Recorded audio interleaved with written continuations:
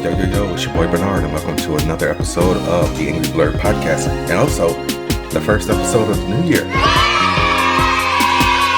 Happy 2025, douchebags! Alright, I'm just playing. So, on the last episode, I gave you all the shows that ended or got canceled last year. So, this episode, I'm going to give you all the shows that are either coming or coming back. So let's get into that list. Alright, a show I've never heard of called Task. Season 5 of You. Suits LA. Can't wait to watch it. Andor, I'm going to pass on that. Ironheart, definitely going to give it a shot. The Studio, never heard of it. Alien Earth. I still haven't watched Alien Romulus yet. Spider-Man Noir. Season 4 of The Bear. Season 3 of Invincible. Wonder Man. Chad Powers. Severance Season 2, Poker Face Season 2, Season 2 of Wednesday, Season 7 of Black Mirror, Season 3 of Squid Game, which is also the final season. Also, keep in mind, I said Squid Game, not Squid Games. Quit adding an S to everything, okay? It's just Squid Game. Season 2 of Peacemaker, Season 5 of Slow Horses, Marvel Zombies, Season 8 of Rick and Morty, Season 3 of Yellow Jackets. I still need to watch the first 2 seasons. I think that comes back in March. Eyes of Wakanda. Season 2 of Percy Jackson. Season 2 of The Last of Us. Finally, it's been, almost 2 years? If it hasn't been 2 years. Motel Transylvania. Stranger Things, Season 5. Season 3 of One Punch Man. That's just the one I just gave up on. First season came out a decade ago. Season 3 of The White Lotus, The Chair Company, the new Devil May Cry anime series, Dexter Resurrection, It, Welcome to Derry, Season 3 of Star Wars Visions, Daredevil Born Again, Season 3 of Alice in Borderland, the revival of Phineas and Ferb, the final season of The Handmaid's Tale, Splinter Cell Death Watch, Rachel Sennott is getting a series. I don't even know who that is. The Knights of the Seven Kingdoms in Your Friendly Neighborhood Spider-Man. And while I'm talking about that, let's just go ahead and talk about Your Friendly Neighborhood Spider-Man. I had a save later on in the stories. In my notes, but screw it. Let's get to it now. So we got the release date for Your Friendly Neighborhood Spider-Man. And that will be, January 29th? Yeah, it's January 29th, and it's going to be 10 episodes. And people lost their shit when they saw that Norman Osborn was black. This man isn't black! There were a lot of memes going around, but people were like, oh, why is Norman Osborn black? Because there's nothing that says he has to be white. As far as I know, Marvel hasn't implicated any type of parameters on Norman Osborn that says he has to be white, unlike Peter Parker. I think they've only put those parameters on a majority of their heroes. But yeah, so Coleman Domingo is voicing Norman Osborn in Your Friendly Neighborhood Spider-Man. And, a few people was like, yo, it's finally time y'all embrace Norman Osborn's blackness. I was talking to Samir about it, and he was like, Norman Osborn is a black man. I'm like, okay, so I need you to explain how Norman Osborn is a black man. He was like, he got waves and he likes snow bunnies. I'm like, white people like white women too. So, and he's referencing the time that Norman Osborn slept with Gwen during J. Michael Straczynski's run and had 2 twins. The arc was called Sins Past, which has been retconned. So yeah, let's go over his cast. Hudson Thames, never heard of him. Doesn't even have a Wikipedia page. But he will be providing the voice of Spider-Man. Coleman Domingo will be voicing Norman Osborn. Eugene Bird will be voicing Lonnie Lincoln. He was in 8 Mile, and he was also on Bones. Grace Song will be providing the voice of Nico Minoru from The Runaways. Zeno Robinson will be providing the voice for Harry Osborn. Oh, okay. He provided the voice of Cyborg in Young Justice, Hawks on My Hero Academia, Go in the Pokemon series, and Sethos in Genshin Impact. Hugh Dancy as Otto Octavius. Shout out to Hugh Dancy. Haven't seen you since Ella Enchanted. Charlie Cox will be reprising his role as Matt Murdock. Carrie Walgreen will be providing the voice of Aunt May. She has done work for FLCL, which I believe is Fooly Cooley. She looks familiar. Done the voice of Ash in Final Fantasy VII. Let me go to her filmography real quick. She also did some voice work for Metal Gear Rising: Revengeance. But yeah, all huge anime, voice work filmography. Digimon Data Squad, Naruto Shippuden, Tiger and Bunny, Dorura 2, Fate Zero, Blue Exorcist, Kyoto Saga. Dan, she's on Dan. She's a Psycho. In American animation, she was on Ben 10. She did the voice of Grey Matter when Gwen was Grey Matter. Adam, American Dragon, Jake Long, Lil Bush. I forgot about Lil Bush. Life and Times of Tim, Penguins of Madagascar, Wolverine and the X-Men. She was also Charmcast on Ben 10, Alien Force, and Ultimate Alien. She was also Enchantress on Avengers, Earth's Mightiest Heroes. But also, Paul F. Tompkins will be providing the voice of Bentley Whitman. Why does that name sound familiar? Oh yeah, the Wizard. Vincent D'Onofrio will be coming to guest star as Wilson Fisk. Kathy Ng is playing a character named Pearl Pangan. Alright, but yeah, so January 29th. I was very hesitant to watch this.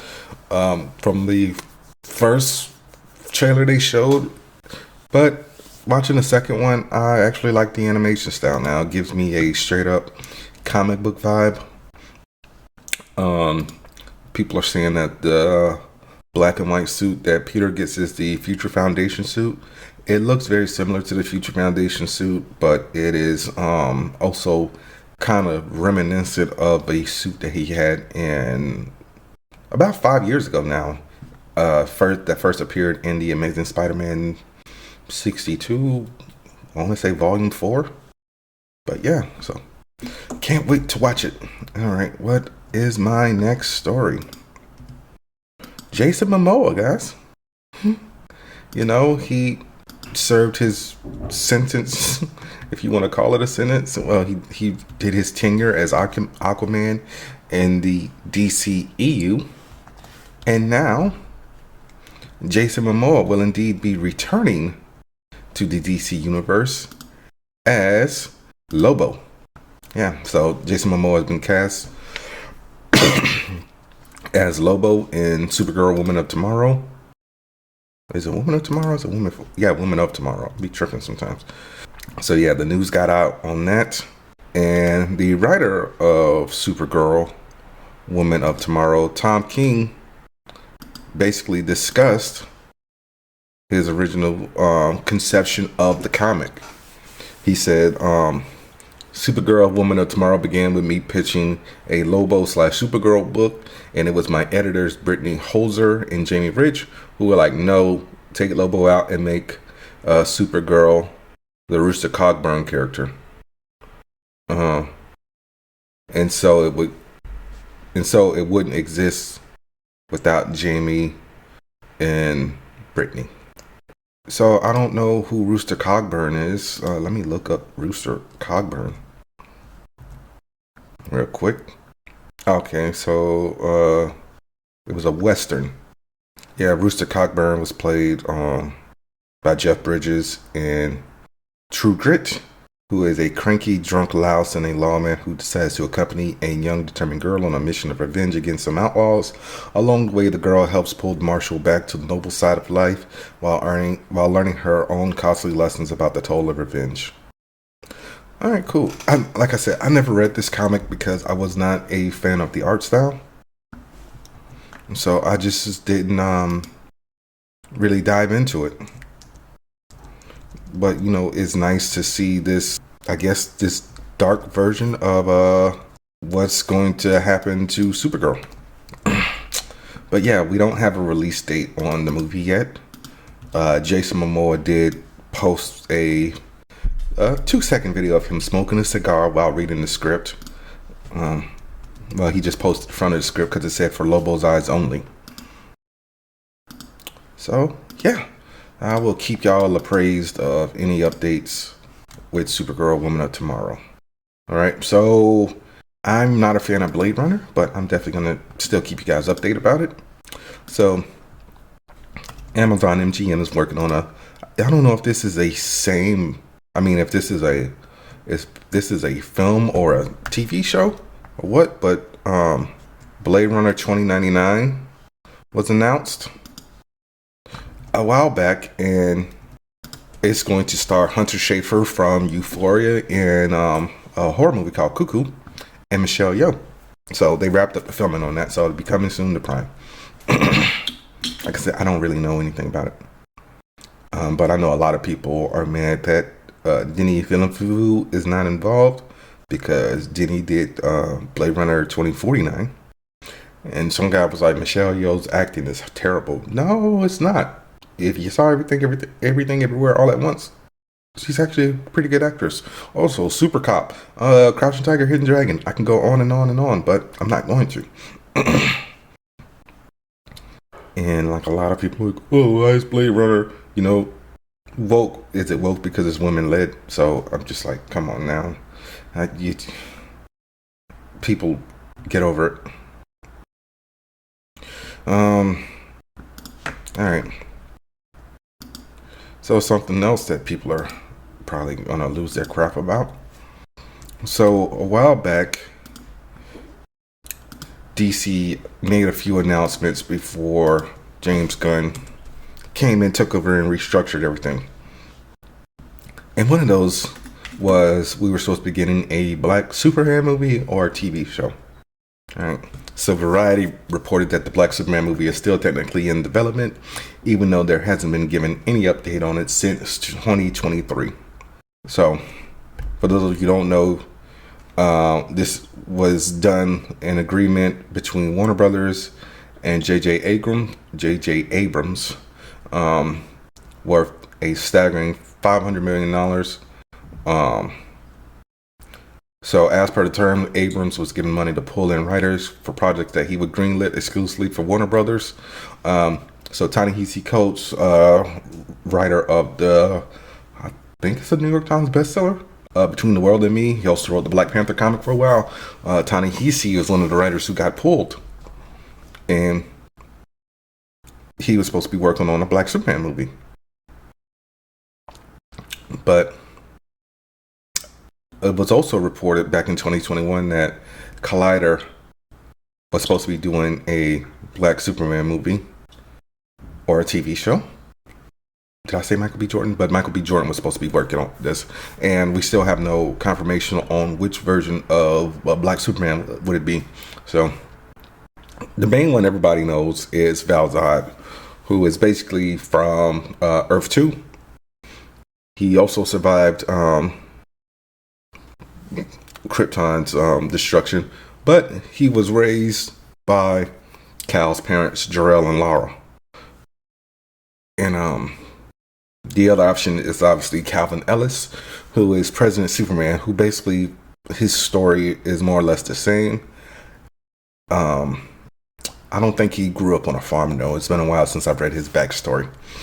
So until like this is officially scrapped, it's still on the market. So I'm gonna take a break, listen to the ad for Dubby, and I'll be right back. This episode is brought to you by Dubby. Dubby gives you focus and energy without the crash and jitters. It has no sugar, fillers, or artificial dyes. Mix 1 packet or scoop into 8 or 12 ounces of water. Stir or shake well. Some powderiness is normal, and it has all the important vitamins. So this has vitamin C, B3, B6, and B12. And it's made from coffee fruit extract. So drink it and go conquer a task, and go to debbie.gg and use my promo code Angry Blerd 10 at checkout to save 10% on your order. That's debbie.gg with promo code Angry Blerd 10. All right, y'all, I'm back. So I've been on this podcast for several years talking about, hey, we need to cut this AI shit out before, it becomes too much.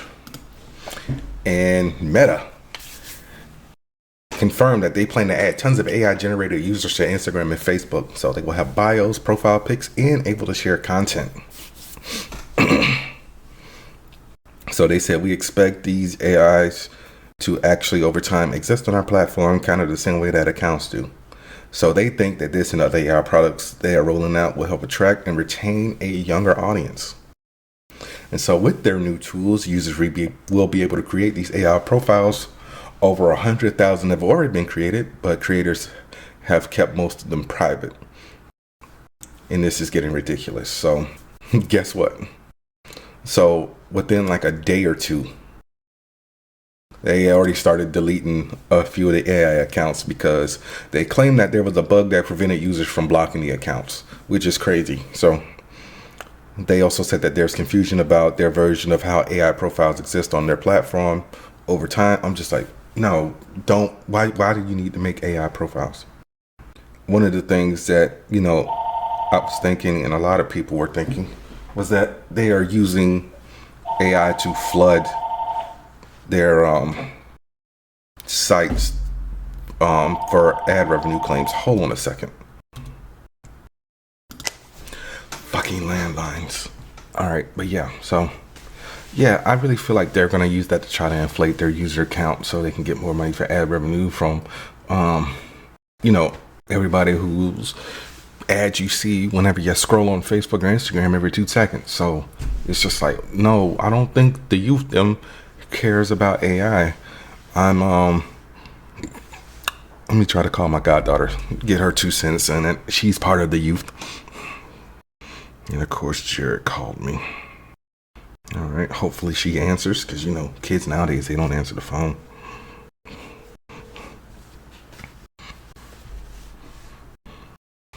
Sweet. Please leave your message for 5, 6. Oh well. Yeah, maybe I'll get her 2 cents in it on it another time. All right. Anyway, next story. Robert Kirkman, creator of such comics, Invincible, The Walking Dead, Battle Beast, and whatnot. He was doing an interview with Collider, and he was talking about the future of the Invincible TV series. Hold on a second, I gotta sneeze.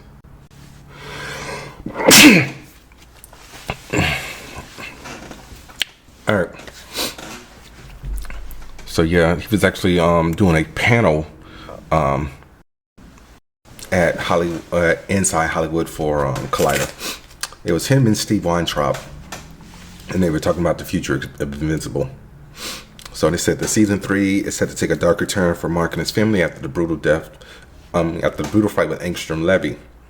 And as we saw in the trailer, we saw the rift between Cecil and Mark growing, and Mark questions the Global Defense Agency's head's morals. So now he finds out that Cecil is working with DA Sinclair on the Reanimin. Yeah, he said the optimal goal for Invincible is to hopefully do 8 seasons. So he said the way Simon and I, Simon Racopia, who is I believe the showrunner, have mapped it out, where we would kind of follow the comic and where the breaks would be roughly 8 seasons, could be 7, could be 10. The more seasons needed, the harder it will inevitably be to pull off the story, to pull off between the starry cast and crew needed through that time and Prime's video commitment.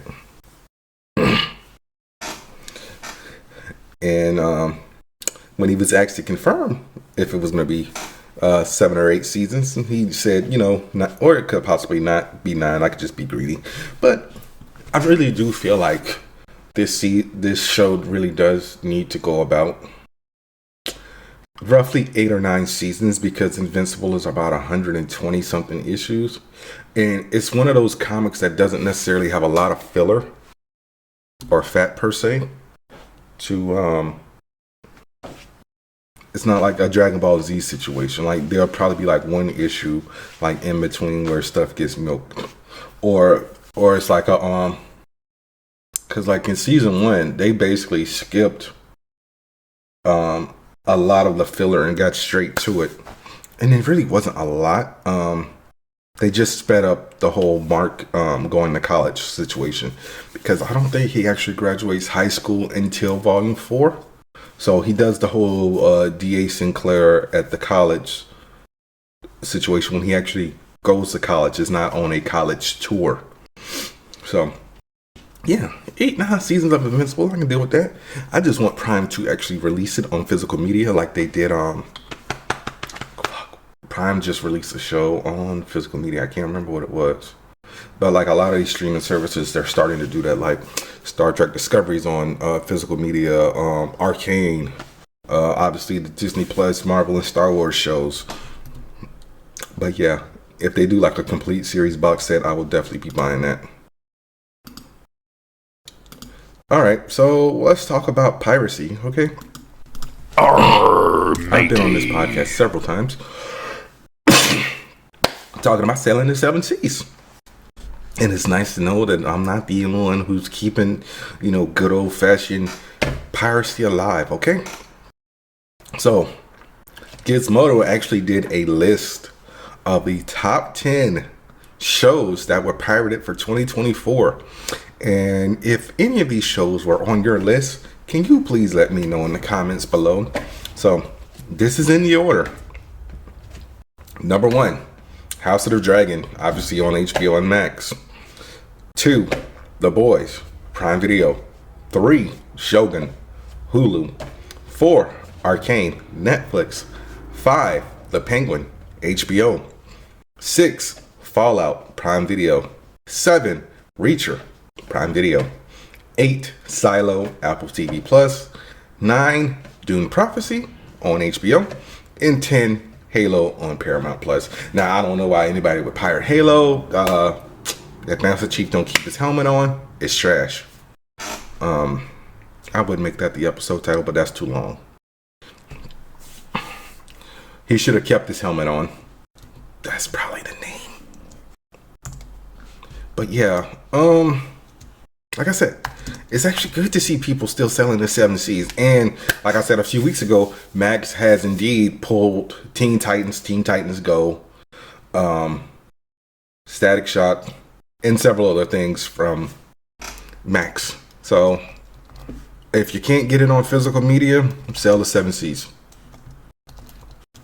But it's just like, hey, this stuff is getting expensive. Like I'm getting ready to get rid of cable next month since I already paid for January. And yeah, go straight to digital cable. So shout out to Philo. Really wish I had a sponsorship with them. So, whatever.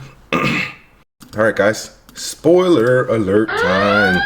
So we, and by we, I mean me, I am going to talk about episode 6 of Creature Commandos. Episode 6 is titled Pyrotal Skeleton. Once again, written by James Gunn, directed by Sam Liu.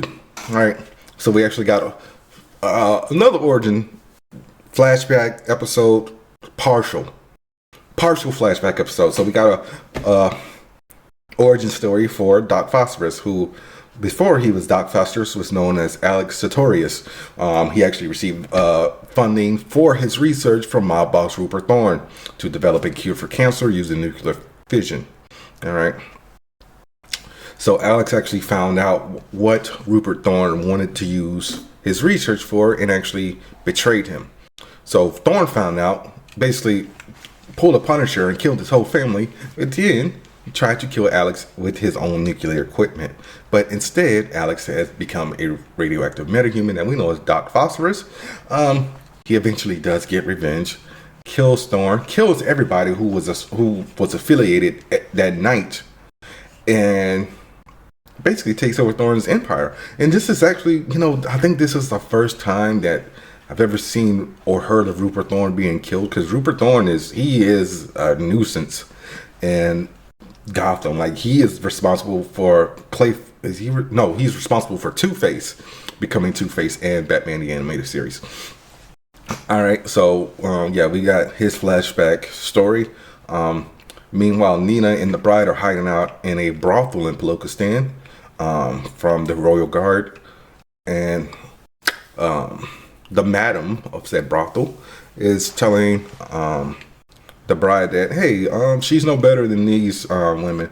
So instead of you selling your body, you sell your skills of violence. And then two metahumans come in. I think it was possibly Bolt and Electrocutor come in. One of them beats up one of the tricks. The bride kills him. They eventually leave.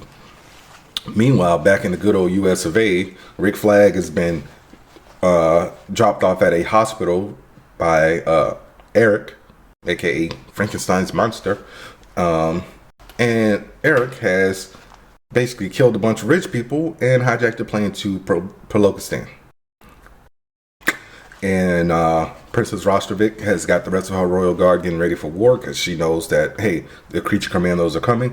And they all basically link back up on a hill, walking their way to the outside of the castle. So this was a very good episode. I'm never one to judge people's music choices.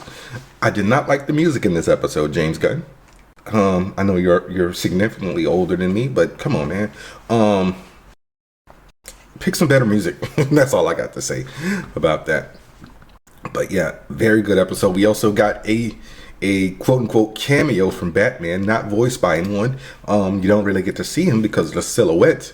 And the reason behind that is very simple. James Gunn said, hey, I don't want to shoot my load just yet, because remember, all of this stuff is supposed to be reflective of what the DCU is actually going to be. So they don't have a definitive look for Batman just yet. So basically, he told the animation team, can you make this as vague as possible? So that's what they did. And the season finale is next week. And like I said, it's already been renewed, so we will find out if they actually kill the princess or not next week. So, episode 6 of Star Wars Skeleton Crew, written by Young Joan Wisner and directed by Bryce Dallas Howard. Bryce Dallas Howard just needs a Star Wars movie at this point, because she's always directing an episode of a Star Wars show. Alright. So we pick back up with the kids after they escape from Jod. They basically end up in a landfill. Oh, the name of the episode is Zero Friends Again. I don't know if I said that or not. So we see Fern, KB, Neil, and Wim in a scrap heap. And of course the kids argue about what they need to do next. And so they're like, we got to get back up there. And they realize that, the X-Wing pilots are actually heroes, because they actually show up and fight the pirates after Jod gets taken in by Brutus's crew. Fern is like, oh, we got to go back to the ship, and Wim is like, we got to get help or something. And so the group splits apart. So Neil surprisingly goes with Fern, and KB goes with Wim. And the reason why KB decides to go with Wim is KB had some type of weird accident where she is basically cybernetic, so we don't really get her backstory. We just know she has augmentations that are basically keeping her alive, but she's basically like, her battery cells are dying. So they actually come across a bunch of space crabs who have like metallic shells and stuff, so they take some of the parts from that, and KB tells Fern like how to make a new cylinder for her or something like that. So they work on that while Neil and Fern are arguing while climbing up the ladder.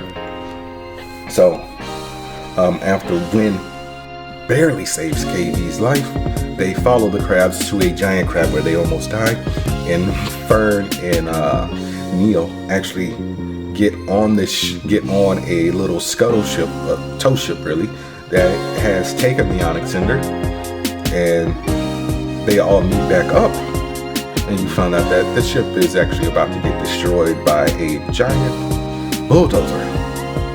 So they all get in the ship, try to pilot the ship while the ship is being absorbed by, crushed by said bulldozer. And there was a button in the second episode, that SM-33 told them to never press. They pressed it, and it turns out basically it was like a snake button, I guess, because the ship basically shattered its scanner. It's got a nice silvery polish now, and they almost didn't make it out. And Zod also is trying to convince Brutus's crew to mutiny against him, because he's like, hey, I found what was the pirate's name? Pocket. I found Pocket's treasure. So not Pocket. Tact Bernard's treasure, and I found out what it is. So he basically found a way to make endless Republican credits. And they're like, okay, well, we're not gonna mutiny, but we will follow your lead, and if not, we're just gonna throw you into space. So yeah, very good episode. I liked it. We got 2 more episodes of Skeleton Crew left, and yeah, guys, I don't really think I have any more talking to do this week. So I'm just gonna say, it's your boy Bernard. That was another episode of the Angry Blerd podcast. Be sure to rate, review, subscribe, tell a friend and tell a friend. Follow me on Twitter, Facebook, Instagram, TikTok for now, probably like another week or so, and Blue Sky, all at Angry Blerd Pod. Go w.gg, use the promo code AngryBlerd10 at checkout to save 10% on your order. Next week, season finale of Creature Commandos and episode 7 of Skeleton Crew. All right, live long and prosper. Be easy. Can't do it. Still can't do it. All right.